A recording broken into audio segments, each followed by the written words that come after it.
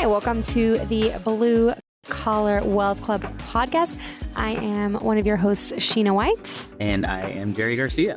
Today, we are going to be talking about recurring revenue.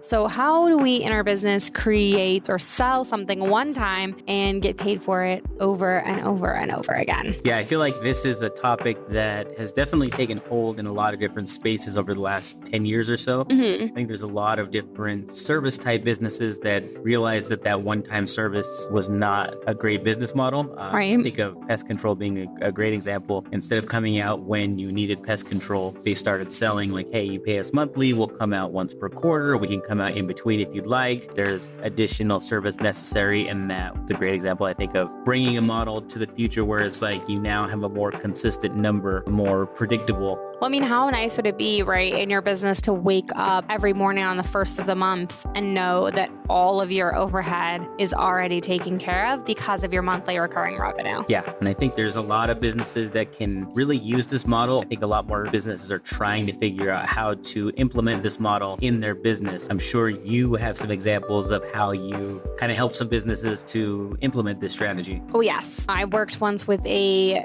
cleaning company, and you think to yourself, okay, cleaning company, that's generally speaking recurring revenue. And a lot of times it is, in the sense that, you know, people use the service over and over, but there's no guarantee of that. There's no contract. So we actually started implementing their services at a regular interval for a certain amount of time.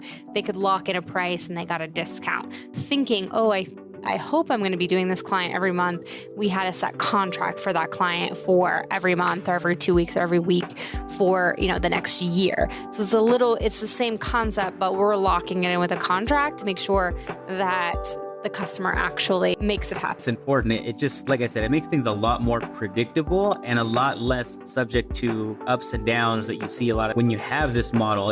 Things are just a lot more steady. You think about busy times and slow times of the year. If you're in a position where, you're in the busy season, you're not selling as much, right? So what happens? This is the roller coaster that most business owners get on, where things are slow. You sell. Now you're busy. Now you don't have the time to sell. Now all these jobs are completed and now things are slowing down. You have to sell some more. Oh, yeah.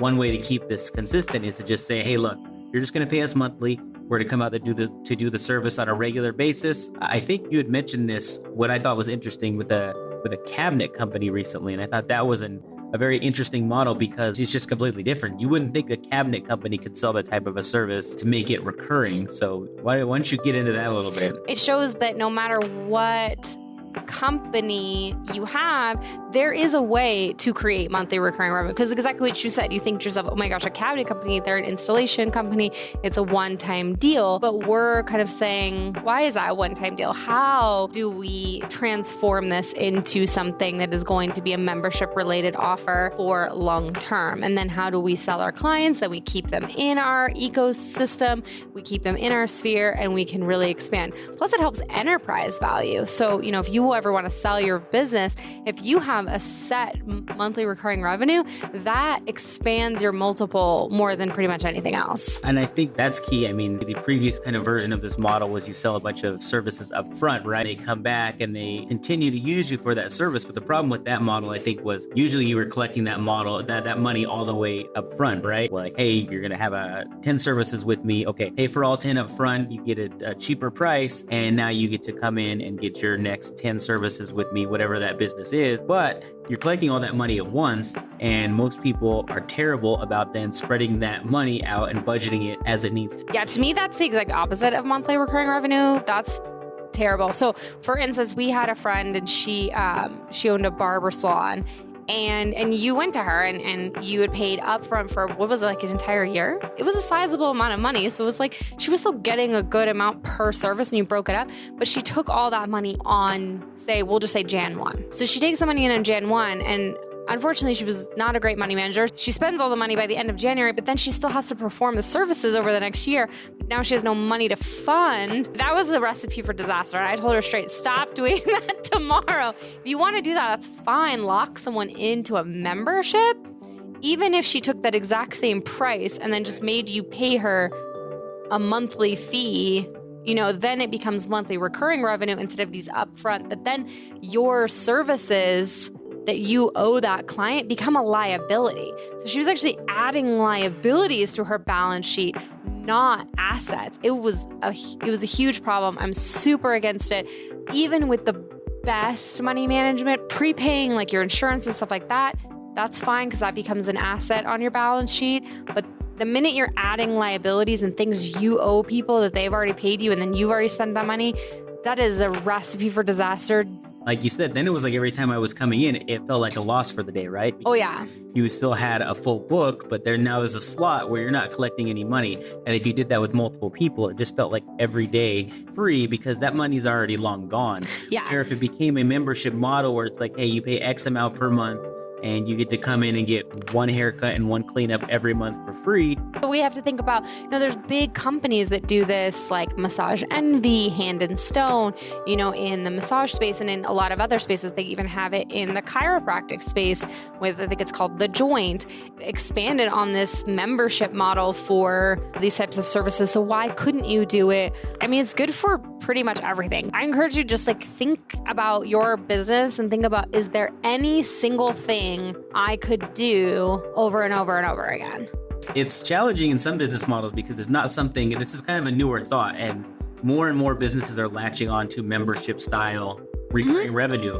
Everyone's trying to think of the best way to do this. And there's a lot of different ways you can do it that makes it easier maintenance. Landscaping is an easy one. Every 2 weeks, it's lower price. Yeah, I mean, for maintenance. But I mean, if you, say you own an installation company, or like the margins aren't there for me, what about maybe you give a 1 year limited plant life guarantee, but maybe you do something else where it's like Plant Protect, where you can offer that they pay a little extra a month and then you'll come out once a year and replace all the dead plants. Really think outside the box. What would take your service and not only make it extra special in the market, but also what would then make you have more recurring revenue? Because there's a ton of different ways. Because plants die, right? We have to replace them. So what if you did that?